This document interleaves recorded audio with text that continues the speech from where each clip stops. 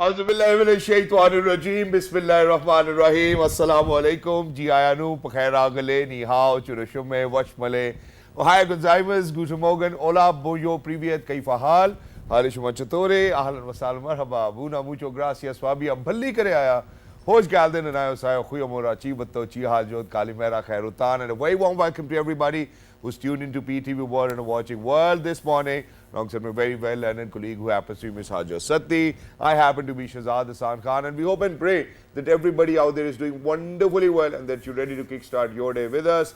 Unfortunately for me, Hajra, I've been a little under the weather, so I don't know whether if I can be at par with the previous performances or not, but I think today I would certainly want my colleague, and I think we really need to discuss that as well, and probably during the program we will discuss about the burnout and how you really need to kind of have a distinct behavior while you're at work or while you're at home. But ladies and gentlemen, the first things first, hello Hajra, assalamu alaikum, how are you feeling today? Walaikum assalam, thank you so much, Jazakallah khair, for introducing me. And obviously in Islamabad we received little bit of the rainfall. I did not get to witness it, but I was hearing through my colleagues that yes, so we had some sort of rainfall.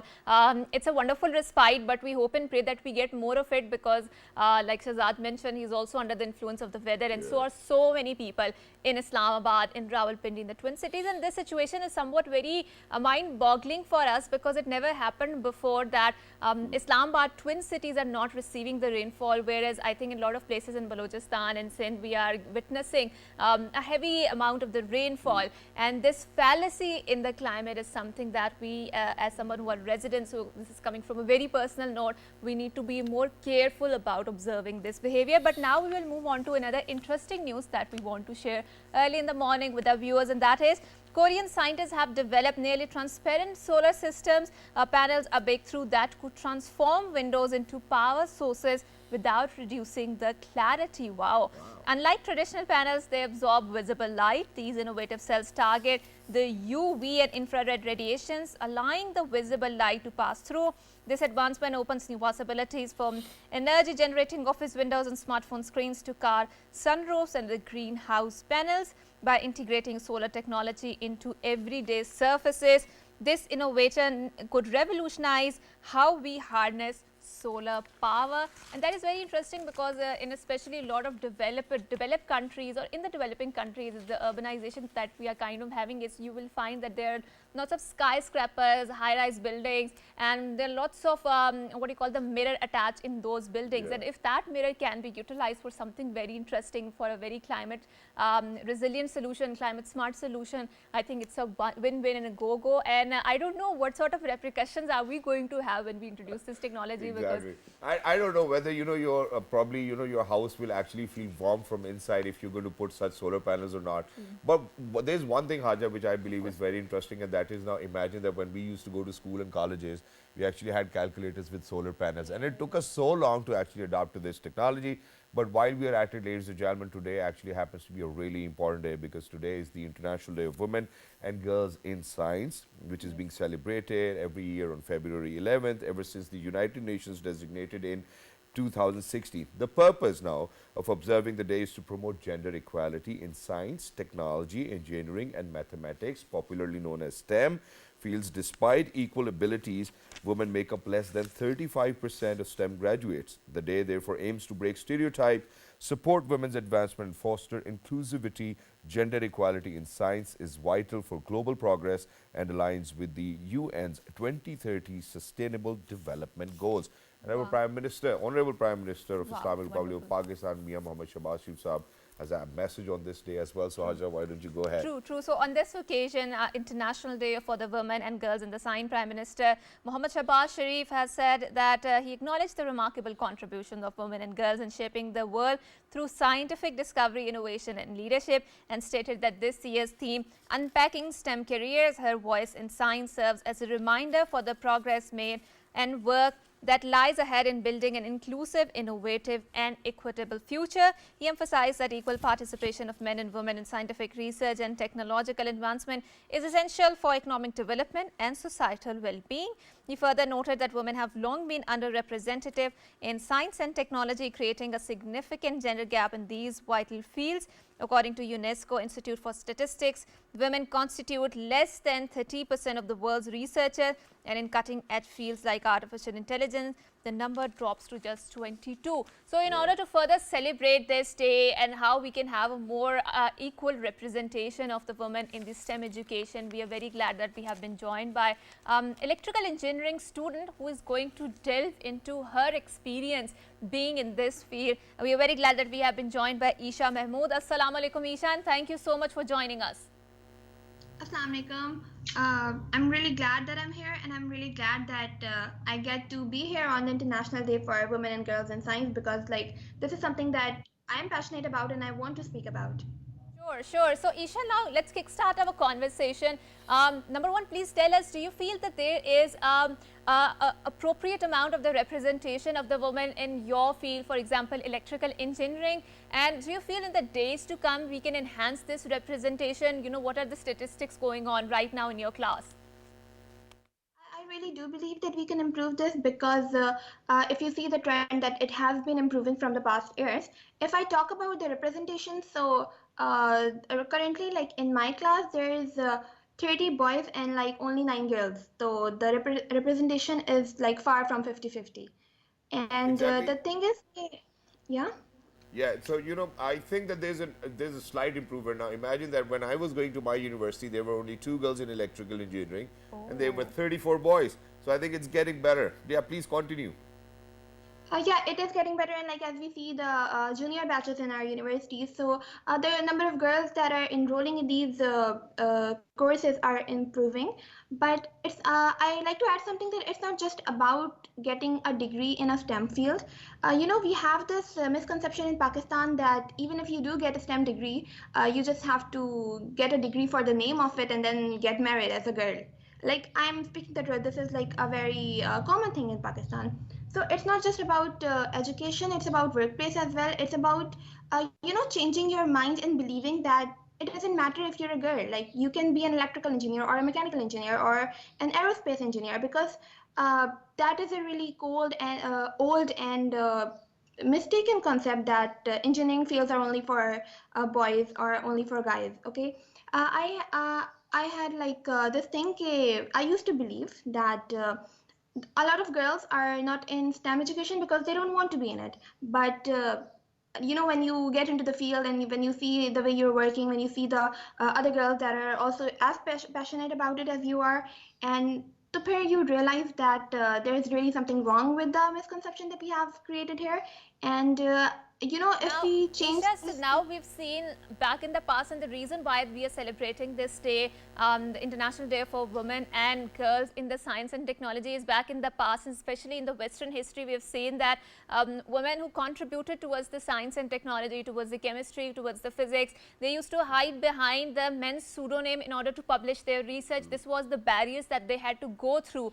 Do you feel that now in the 21st century things have improved a lot? And what sort of conversations do you think we need to have when we talk about this particular subject? Oh yeah, that thing has really improved, because now if I want to publish a research paper or something, or any girl from a STEM field has to do that, she's not going to have to hide behind a man's name. She can publish with her own name and be appreciated for it. So this thing has really improved from the past decades. And what was your next question? Can you repeat it, please? And Isha, in addition to this, obviously we're trying to kind of have a conversation about systemic barriers and biases that we see within STEM education for women. So do you see those barriers while you are a student of electrical engineering already? Do you see that your professor comes in one day and be like that the boys have done a great job, and girls, we certainly expected you to do better?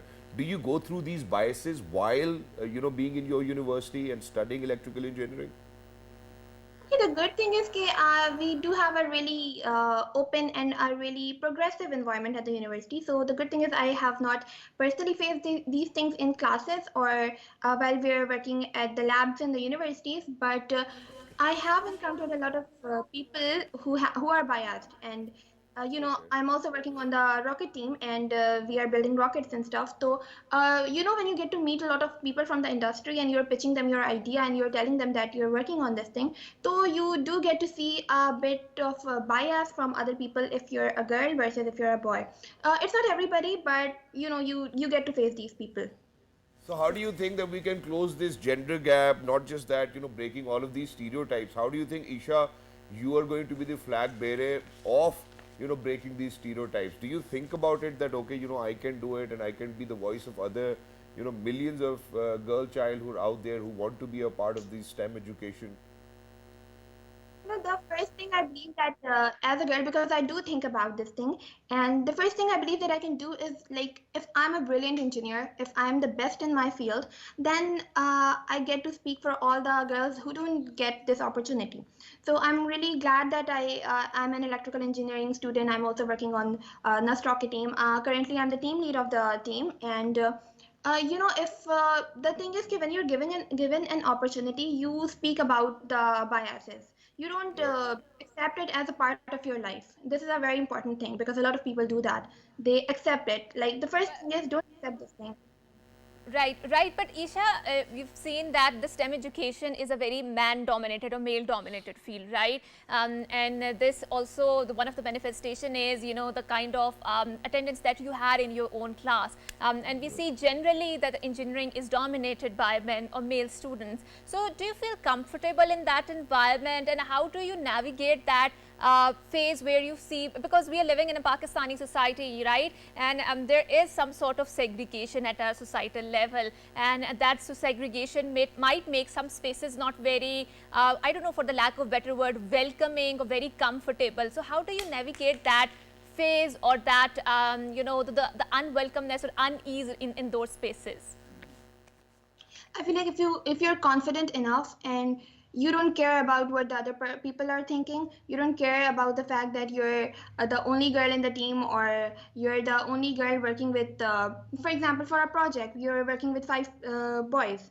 So if you don't doubt yourself, if you're not your belief is not shaken by other people, so it's gonna be okay. Also, it matters what kind of people you're dealing with, because some guys are really welcoming. You get like a really good environment, and you don't feel like you're the only girl there. But at the same time, some people are biased, so you just have to be confident in yourself. And I think, Isha, there is also a very important debate in this entire development, and that is, and I feel about that a lot. So, in the name of representation, sometimes, what we feel is that, we might be sidelining the meritocracy, right? There is some guy who might be more brilliant and who might be contributing towards the field more, versus the chance might be given to a girl that might not be that bright, right? So, how do you tread this very fine line between meritocracy and representation, right? Because at the end of the day, you have to prosper in the field. You have to contribute something positive towards the societal environment. And in that, if meritocracy is not ensured, how are you making sure that, you are going to give a positive contribution? What are your views on that? okay, the thing is, when you're talking about gender equality, it shouldn't be about just choosing the girl because it's like a good thing. It's not about that. It's about giving equal opportunities. And sometimes it happens that a guy might be more brilliant, but the girl is given a chance. It is wrong, and it depends on the situations. But this is a very complex situation and like debate. And I believe that because like as a woman, I do believe that it's a bit more difficult for us to get to the same position as a guy, and it's not because of the capabilities of the women. It's because of the biases and the problems that we have to face. I So mean, I feel like, yeah, yeah. not just that, Isha Bete, there's one more thing which I do believe we really need to speak about, and that is that how we have always seen within our own generation and within our own family system that parents have always kind of supported a child who wants to be a doctor, a girl child, to be precise, and that certainly is STEM education. It's not that it's not STEM education, and unfortunately for all of those girls who can't get into medical colleges, will appear in a mathematics exam to get into engineering. How do you think that we can change this mindset of our parents and brothers and sisters who actually kind of push you towards be a medical student rather than being an electrical engineer, or rather than picking up on any other field related to science. Do you think that we really need to kind of talk about this? There needs to be a debate Yeah. about it? Yeah, it's not just about engineering. It's about the bias we have against all the other professions as well. Like if someone go into arts, there's a bias against that as well. So I'm gonna be stick to engineering.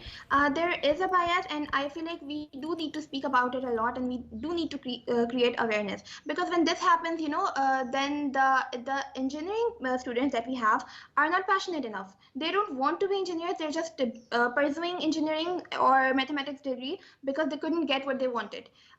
This thing is kind of also decreasing. इतना ज़्यादा हमारी generation में ये चीज़ नहीं होती, because there are a lot of engineers who want to be engineers. So when you're like that, when you're pushed into a field that you don't want to work in, तो फिर ये होता है कि you don't become the best version of yourself. इसलिए that's the thing कि why we don't have innovation here. Like we don't work the way the engineers work in the USA or any other country, for example.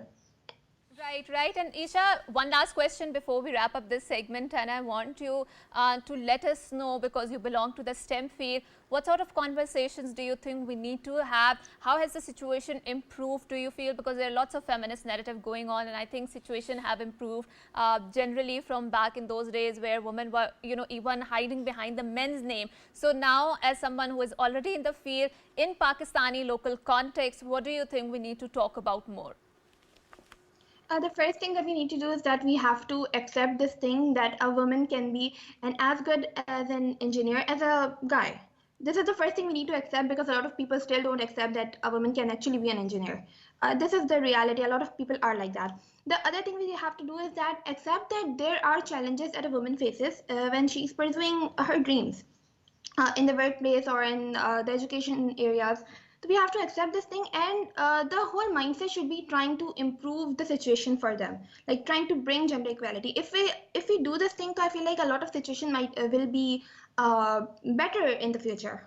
Exactly. Right. But thank you so much, Thank Isha, you for so being much. with us. Lovely to be in conversation Thank with you you. so And we're much. certainly proud, for you to pick up and be a part of STEM education. We really want you that once you have graduated as an electrical engineer, that you contribute with your expertise, that you contribute with your part of the education, and you Right. contribute as a Pakistani. I think that's exactly what we want. Right. And now moving on to the death anniversary of the veteran actor Qazi Wajid. He is being remembered on his 7th death anniversary. He was one of the pioneers of Pakistan's radio industry, and after remaining associated with the industry for 25 years, Wajid decided to switch careers and join television in 1966. Veteran actor was honored with the Pride of Performance Award in 1988 by the government of Pakistan, and he was part of the number of Pakistan television classical plays, including Dhoop Kinare, Khuda Ki Basti and Tanhaya. His role played in Khuda Ki Basti became the reason for his fame on the TV, not just in Pakistan, but as it crossed the shores as far as South America. Exactly, and not just that, may his soul rest in peace, patience for the bereaved. Ameen, And Hajra, I happen to be one of those lucky people who actually acted besides him, in a Wonderful. television serial. And Wonderful. the name of the play was Shabi Arzu Ka Alam, and he was my father in that play. And it was great experience to have worked with him as well. So Qazi Wajid Sahab, may your soul rest in peace. He Ameen. contributed immensely. Ameen. But while we are at it, at the same time, it's the 7th death anniversary of the iconic human rights advocate, Ms. Asma Jahangir Sahiba, and she was born on January 27th, 1952 in Lahore to human rights pioneer Malik Jilani. Asma Jahangir's fearless and tireless struggle for democracy and human rights, along with her humanitarian role for women and lawyers, will always be remembered. She was posthumously awarded the Nishan-e-Imtiaz. Asma Jahangir died on this day in 2018. Right, and now commemorating another hero, Kashmiris on both sides of the line of control in the worldwide are observing the 41st martyrdom anniversary of prominent Kashmiri leader Muhammad Maqbool Butt on Tuesday. The All-Party Hurriyat Conference and other pro-freedom leaders and organizations have announced a complete shutdown in the Indian illegally occupied Jammu and Kashmir. India has secretly hanged and buried him in New Delhi's Tihar jail on 11th of February 1984 for his role in raising the Kashmiris' right to self-determination and for asking their right to demand the freedom which they deserve and the dignity and the respect which they deserve. And now moving on to another very interesting segment in the topic. And as a woman, I mean, a lot of times what we go through is that we might be feeling fatigued or cold all the time, and especially our hands or feet, right? So that might seem very, what do you call it, innocuous, but I think there is a reason behind it, and that is the deficiency of the nutritional requirements within the body and how to overcome that. And there was also a very interesting study published in the National Geographic which said that the nutrients that we are consuming through the soil that are coming are not as healthy as our ancestors used to consume. So in this entire environment where we see that there's so much infiltration of chemical, of genetically modified food products into our diet, into our environment, how can we make sure that we lead a healthy life? Because there's a lot of conscious awareness regarding, you know, health consciousness, regarding having a healthy diet. So in order to unfold this conversation, what are some of the issues that old people face, women particularly are facing, and how to talk about their iron deficiency, because women are more prone to get it. We are very glad that we have been joined by the nutritionist in our studio. She happens to be Miss NOSHEEN TAQVI. Assalamu alaikum, and thank you so much for joining us. Assalamu alaikum, and thank you so much for inviting me. And it's certainly, you know, we're actually trying to continue with the, you know, women and girl child in STEM education system, and Dr. Saiba actually happens to be one of those people who are representing women and girl child. Alhamdulillah. Alhamdulillah. So thank you so much for joining us. you. Wonderful to have you. Right. So NOSHEEN, let's kickstart our conversation, right? There are times when I am feeling very cold in hands and feet, and it takes a lot of time to warm them up, and I have to use some artificial means like heater or something like that, and sometimes, you know, blower to warm them up. Is this innocuous sign, or there is some deficiency in my body which is making its presence felt? Or people even use this other, I don't know, it's a myth, by the way. You know, people say that, you know, a person who's got cold hand or feet is actually Bewafar as well. So I don't know, you know, if that's true or not. But yeah. Let's bust the myth. Okay, that will become a very personal statement. I'll keep my comments reserved on that. Yeah, please go ahead. But again, Hajra, so there are two factors. Sometimes when you feel extremely cold, you're sensitive to cold, then you need to get your thyroid profile checked. Okay. Sometimes it happens that if your thyroid, like if you're hyperthyroid, you are very sensitive to temperature. Either it's hot, either it's cold, number one. Secondly, as you mentioned, I have come and seen that women or girls, just to maintain their weight or just to have, you know, they start starving themselves, right? They're not having proper breakfast, or they're not having proper meals or small meals, which definitely leads to the, you know, the deficiencies. Yeah. And now if you talk about deficiencies, then there can be multiple deficiencies. But before we talk about deficiencies, let's figure out how can any individual, may it be a man or a girl or a woman or a child, can identify that they have some sort of deficiency. So for that, first you need to visit. So cold hand and feet. Cold hand, yes, cold hand and feet. Then you find it, you feel fatigue most of the time. Okay. When you get up in the morning, you're not as fresh, you feel like you didn't sleep properly. Yep. Then you can sometimes if you're, you know, just by climbing up the stairs, you feel shortness of breath. Yeah. Then frequent headaches, falling off your hair, either men or women, you're losing your hair at a very young age, graying of your hair, and the list can go on, right? Okay, so how do you deal with that? So, the first thing comes first is you need to consult a physician. Okay. Do not go by word of mouth. You know, you ask one of your friend, they give you some kind of totka or some kind of, you know, you've used these medications, you also use them. So you need to consult a physician, discuss your symptoms, because your body is talking to you. Your body always gives you this.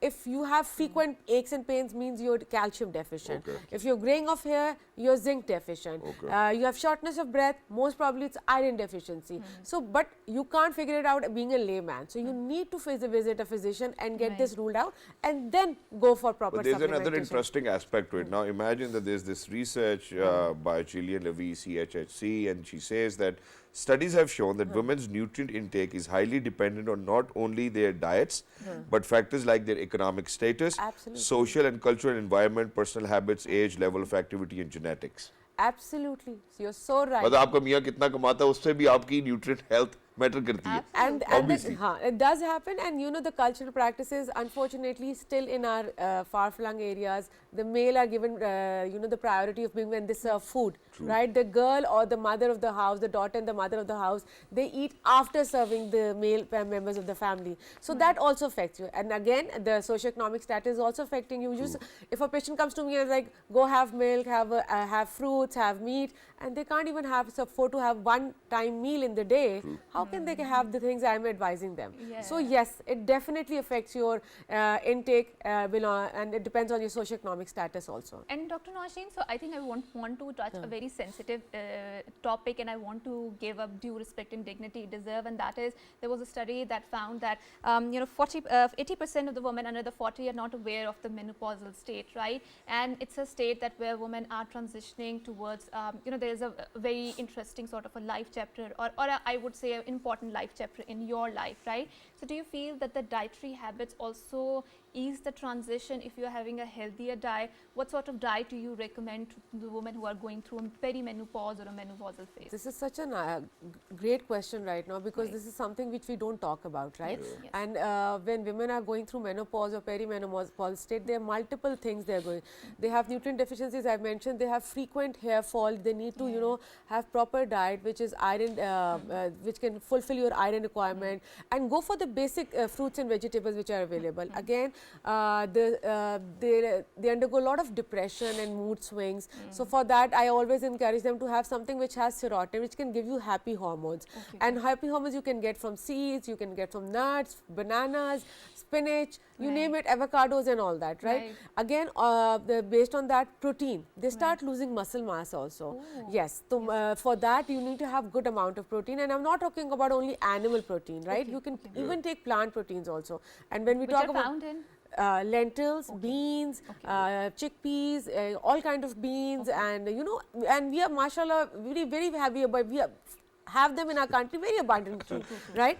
And talking about that, then carbs, because they frequently feel very low on energy. So for that you need to have good carbs, and good carb means something like whole wheat chapati or rice, which can give you energy for the longer period of time.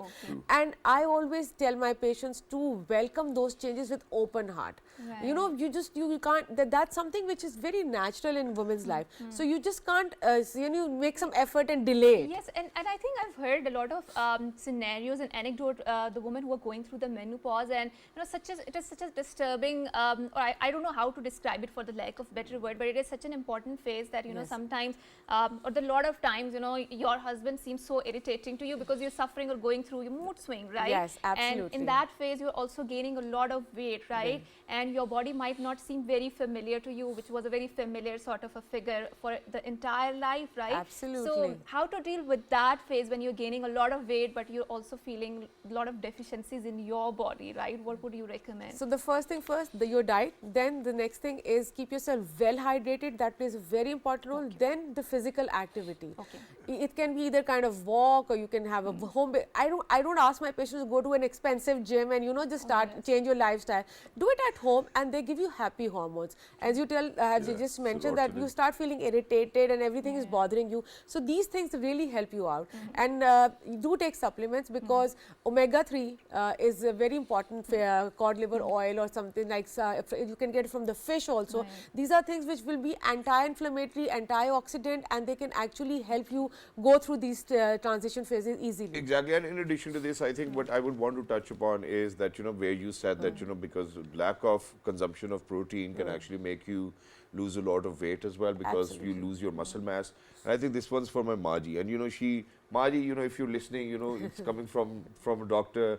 I keep on telling you this as well, and then she's not willing to take any sort of multivitamins. Now imagine that the same researcher actually writes that if there were no multivitamins, if they didn't existed, 75% of the women might have been going through some sort of deficiency. Absolutely. So imagine, you know, it cannot be only your fruits or all of these vegetables or these beans. Even then you will have to, some sort of reliance needs to be on multivitamins. I totally agree with you. This is because when we cook our food, we destroy most of the nutrients, right? And when we have fruits, we take off the peel, the most important part of the fruit, right? So, and whatever we eat is not going to compensate the deficiency you have. You need to have supplements, you need to have some kind of support to meet that. And there's a mark, you know, I have patients who says they can't, even elderly patients as you mentioned, right? I make two changes in their life. One, I add proteins to their diet, and one, I start giving them multivitamins which they need. And trust me, within 10 days when they come back for follow-up, they say, we feel different, because they were lacking all those things, and they start having it. So there's a difference in the, you know, in the body, in the way you feel and everything. And in addition to this, you know, what actually Hajra spoke about, you know, I think I would want to touch upon, you know, how, you know, women, you know, while they are pregnant, you know, post-pregnancy, you know, they do get anemic, right? Absolutely. And, you know, so there's iron deficiency and whatnot. It's one of the most common. And, you know, over here, not just even women, but I think with men, vitamin D deficiency, vitamin B12, nobody speaks about it. How important vitamin B12 is for your body to produce new blood, no? Absolutely. Am I right? You are so right. Because B12 can lead to deficiency as well, and iron we need, folic acid we need, and these all deficiencies, as you mentioned. If a girl in her adolescence is iron deficient, definitely when she's going to get married, when she's going to bear the child is going to be iron deficient as well. So for that we need to have good diet, we need to have proper facilitation for the mother and the girls. They should know, the awareness sessions should be there to let them know how iron is important for their diet. And you know, 67 to 70% of our female population is iron deficient. Imagine.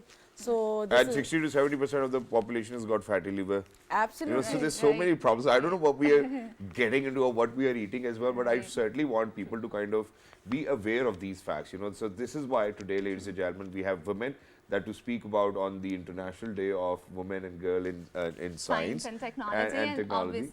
Obviously, thank you so much, Dr. NOSHEEN, for coming here, for shedding light. And I think there were so many important topics, but we will save that debate for days to come, because there's so many deficiencies. And like Shahzad mentioned, there's something extremely wrong with our lifestyles that is contributing towards this rise in deficiency. But now we will move on to another very interesting news, and that is that a life-size team built from 1.8 million Legos master builder Blazas Doxy designed Budapest full-scale Lego tramway, now displayed at the DEFICIENCIES Square. Constructed from 1.8 million Legos bricks, the 6-ton, 11.5 meter masterpiece took 90 builders over 6,800 hours to complete the design, which showcases exceptional craftsmanship, celebrating Budapest tram heritage. Officials praised its role in the sustainable transport and modernization, and also highlighted it as the first lifestyle vehicle on the fixed track, inspiring creativity and learning. And I do remember when I was growing up, Legos were building blocks that were so much important for me, and especially for my brother, to spark his creativity and imagination. And this is one of the very core childhood memory that we still carry. And it's still too difficult as well. Now imagine, so you know, ever since when we were growing up, Hajra, we always wanted Legos to come in, but probably, you know, our parents weren't traveling abroad that much that they could actually get their hands on Legos. So imagine that, you know, I actually wanted them for my daughters. You know, they're great. And every time I used to sit down with them, I'm like, beta, you know, it's going to take too much time. I don't know if I can do it or not, so you do it yourself. But we had the local blocks, right? Local, well, you know, the big blocks as well. But while we are, you know, kind of speaking about Legos and, you know, how they've actually built it with 1.1 million pieces, imagine that the US scientists have built robotic ants that mimic real ant colonies. Though cube-shaped and unlike real ants, their collective behavior is strikingly similar. Powered by watch motors, they navigate mazes by moving forward and avoiding obstacles. Like ants, they leave trails in the form of light to guide others.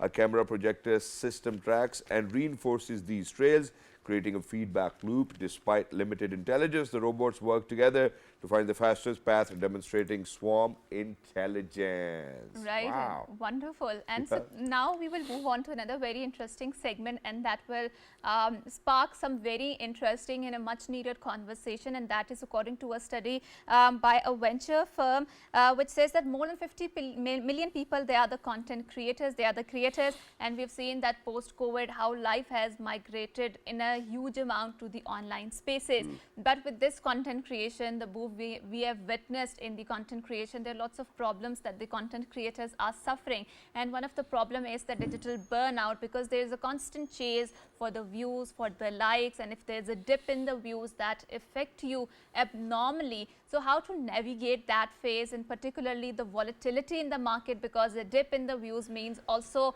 financial instability because your monetization is coming from the content, right? Yep. And a lot of people, they are actually speaking about how they are leaving or taking the breaks because this has negatively impacted them, and they are going to 9 to 5 physical work job, because this content creation, although it's monetized, it's getting a lot of good money, but there's a huge cost associated with that. So in order to unfold this conversation, we are very glad that we have been joined by someone who happens to be a content creator, and she will speak on unraveling the digital burnout, navigating that hyper connectivity. We are very glad that we have been joined by FARHAN. Assalamu alaikum, Kanwal, and thank you so much for joining us.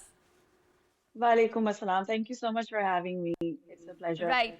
Yeah. So, Kamal, now let's start the conversation. It's absolute pleasure hosting you. So, tell us about what is your content about, and do you also experience this content creator burnout? Yes, so I'm really passionate about cooking, baking, and creating tablescapes. I love making food that tastes good, looks good, and setting the tables to make each and every moment very special. On my page, Utterly Sisterly, you will see that I share my love for all these things. I post simple recipes and tablescapes to inspire others to make their everyday life moments special. And coming to the conversation of a burnout, so we do live in a world where, we're always connected. Scrolling, posting, replying. It just feels like that, we never take a break. But being online all the time does make us feel that, we're tired, stressed, and even unhappy at times. And I think this is what a digital burnout is. As a content creator, I felt it too.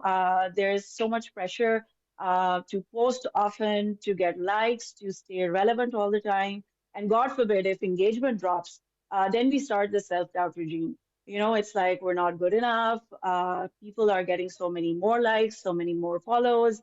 And True, but Kamal, how do you that's when, navigate that phase? And especially, there are a lot of fan communities, they are vicious in trolling you. There are lots of trolls, yes. and I think even if you say that we have a thick skin, at some point, all of this negative conversation do affect you in some ways, right? So how do you manage that very volatile phase, and also the very vicious fan communities that are there, which are not very supportive of the online conversations? Yeah. So you see, for my content, because I'm a food creator, and at the moment I'm not doing like big brands and all. So for me, those vicious trolling has not been that much. I've had a couple of people, like just a couple of weeks ago, I posted a recipe, and there was this guy who said bakwas recipe, and I was like, okay. So yeah, so we do get things like that, and I definitely take, like criticism is okay, Kamal, but it's going people to do get happen. vicious. And Kamal, Yeah, it's going to happen. Now imagine that, most of the time, because, all of our programs on YouTube, people will have different things to say. And I think it's fine, that's part of your job as well. And because of yeah, that, yeah. you will get more reach. But, there's one more aspect that I would want to talk about. Now imagine that with content creation and having your own YouTube channels, I'm going to relate it with how, we have, some standard operating procedures over here across TV channels. Now imagine that there will be a fixed point chart. We really need to make sure that this program will go on air at that time. Now, don't you think that for anyone who happens to be a YouTuber will know that chart first of all, and they know that that probably tomorrow same time we have to put another episode. So do you think it's more because of this planning and continuous content uploading that actually leads you towards your burnout, or do you think that it's just a new term coined so that people can actually rant about it? So I think that if you have like you're going according to a schedule and all, I don't think that should burn you out, because that's exactly like, a 9 to 5 job. I know that this is my job. I am creating content and I am putting it out. So if it is timed and all, I don't think that burns you out. What burns you out is the constant pressure of if you're working with brands, or even if you're not working, it's like posting at a particular time, yes, according to, because I post according to Instagram algorithm, and that algorithm just, like, because it keeps changing, and also that burns you out, that that pressure of getting so many likes and then getting so many comments, so many followers. Yes, if I have a following of, like 100,000 people, that's when, brands contact me and all, and just getting that work. And I work full time as an admin assistant as well. So I'm working two jobs actually, and this is a full time job too. And that's what burns you out. And Right. I feel that, if, yeah, sorry. Sure, sure. So, Kamal, I am sorry for interjecting, but I really want to have an important conversation regarding the longevity. So, we see that when content creators put their content out, but the viewers who are watching, they just leave away that one content creator because that content does not entice them anymore, or they're just fatigued, right? So, and this is a lot of pressure on the content creators, because obviously that views are getting them a visibility on the online spaces. So, do you also grapple with this issue, and how do you deal with that? How do you make sure that you are putting on the engaging content, and how does that content, the search for innovation in that content, affect you in terms of your mental health? So the neglect patterns. Yes, so it is that if you do take a longer break and you come back, and then if you post a video and then you see that there is like a huge like a downfall in your whole on your whole system, because people most probably because you're not visible to people, and you do feel very, very stressed out. But I feel that for me, my mental health is way more important than that, because I will come back, if I keep posting again, if I keep, like if because what I do is my passion. When I'm posting those recipes, when I'm posting those things out, that is my passion. So I will keep doing that. And in a span of time, in a span of weeks, I will come back. So I think it is very, very important to understand that if you are feeling stressed, if you are feeling sad, don't worry about this, that you will not be visible to people. And of course, we do feel that we put in so much effort, we put in so much work, and if we're not getting back those views and everything, it does make you very, very anxious also. So I still feel that you need to like just relax, reset, Yeah. and take a And sit rest, back. take a break, and then And come thank you back so much. strong. Thank you so much for being with us. Thank you so much for wrapping it up so beautifully as well. Thank you so much for your time. And very quickly towards the end, I think I'm going to share one of my examples as well. And I would want to say it in Urdu if my producer allows. So imagine one day मुझे भी ऐसा ही feel हुआ कि यार मैं क्या कर रहा हूँ, इतना प्रेशर है, सुबह एक प्रोग्राम, शाम को एक प्रोग्राम, दिन को एक programme. Then I was like, यार मुझे कुछ करना चाहिए. So I just walked outside my house. मैंने वहाँ पे अपनी 4-5 गाड़ियाँ पार्क देखी. मैंने लगा शुक्र अदा किया, मैं वापस अंदर आ गया. मैंने कहा नहीं, I think we really need to be thankful about whatever we are doing. But yes, burnout is for real. You really need to plan your day accordingly. And if you're feeling it, take a day or two off. That's it. Right, and I think absolutely self-care is a very essential ingredient in making sure that your productivity stays up. And when you are feeling a burnout, that is a message from your body that needs to be tended to and cared for. With that, we are ending up our program. Until next time, it's a goodbye. Allah Hafiz and Good morning. Have a great day.